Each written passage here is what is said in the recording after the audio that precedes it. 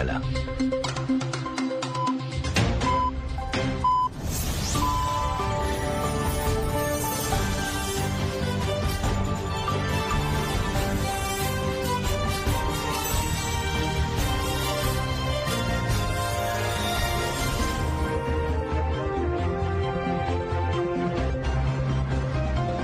ئەم کاتتان باش بیسەرانی هێژە لە ڕادیۆ دەنگی گەلەوە بە یارمەتی هاوکارانم گەشتی هەواڵەکانی ئەمڕۆ چوارشەممە 13 ئابێ 2025تان پێشکەش دەکەین. کاتژمێردا بە کاتی ناوەندی ئەوروپای و کاتژمێر 11 بە کاتی هەولێر.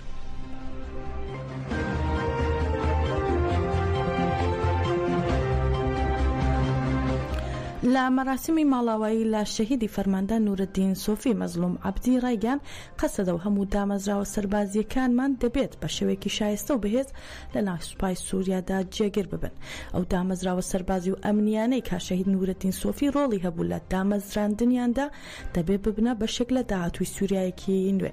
هەروەها مەزلوم عەبدی ڕاشیگەیان ئێستا لە قۆناغی دانوستان داین و لە پاش 14 ساڵ لە شەڕ و بەرخۆدانی دەمانەوێت بگەینە ئاشتی. ئەو بتیشی چۆن بە شلگەیرانە و قارەمانێتی شەڕمان کرد لە دژی داعش ئەم پرۆسەیەش هەروە بەڕێوە دەبین و هەتا دەگەینە سەرکەوتن.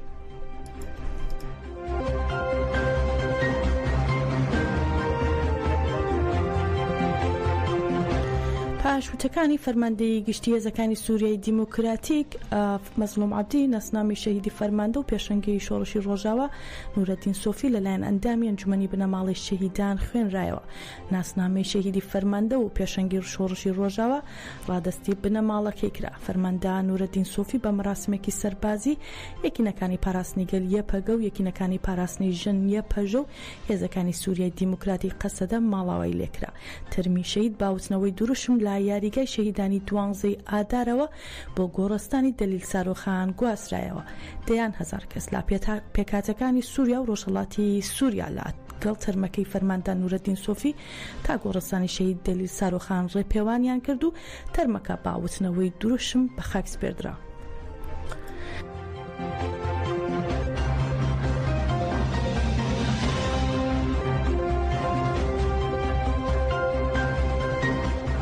سێم کۆبوونەوەی کۆمسیۆنی دیموکراسی خوشکوبرایەتی و یەکگرتنی نەتەوەیی کە بۆ چارەسەری پرسی کورد لە پەرلەمانی تورکیا پێکێنراوە کۆتایی هات. هەفتەی ئایەندە کۆمسیۆنەکە 2 ڕۆژ لەسەر یەک کۆ دەبێتەوە.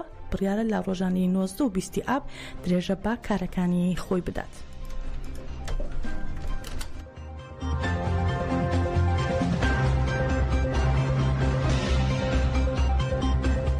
سەرۆک فراکسیۆنی پارتی یەکسانی و دیموکراسی گەلان دەم پارتی گوڵستان کلیچ کۆکجیت لە کۆبوونەوەی کۆمسیۆنی دیموکراسی خوشکوبرایەتی و یەکگرتنی نەتەوەیی ڕایگەیان دەبێت پرسی کورد با ڕێگەی دیموکراتیک چارەسەر بکرێت.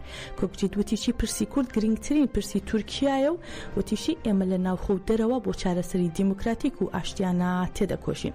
هەروەها گوڵستان کلیچ کۆکجیت ڕایشیگەیان هەلومەرجی ئێستا دەرفەتێکی گرنگ بۆ چارەسەری دەرەخسێنێت و جەختیشی کردەوە دەبێت پرسی کورد وەک پرسی خۆتان ببینن.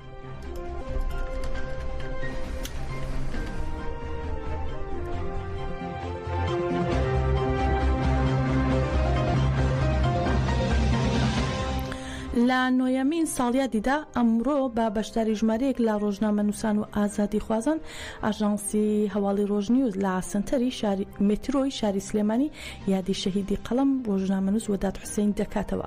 وەداد حوسێن عەلی ناسراو بە وەداد دەهۆکی پامنێری ئاژانسی هەواڵی ڕۆژنیوز لە 13 ئابی ساڵی 2016 تێرۆر کرا. ڕفێنرا و با شێوەیەکی درڕندانە ئەشکەنجە درا و دواتر با برینداری دۆزرایەوە و گەیاندرایە نەخۆشخانە. پاشان لە نەخۆشخانە با گوماناوی تێرۆر کرا. دیاری محەممەد بەڕێوبەری سنتەری مترۆ بۆ داکۆکیکردن لە مافی ڕۆژنامە نووسان سەبارەت بە کەیسەکانی تێرۆری ڕۆژنامە نووسان و ئازادی ڕۆژنامەوانی دەدوێت.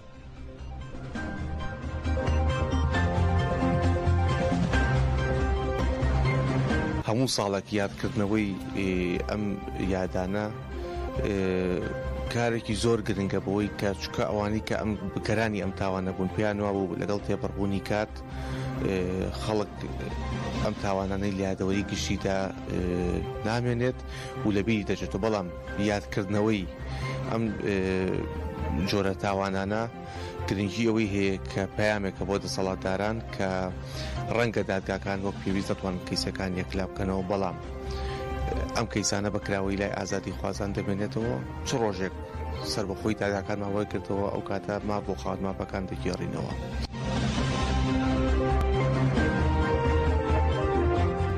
ڕێزان گشتی هەواڵەکانمان پێشکەشکردن هەشاد بن.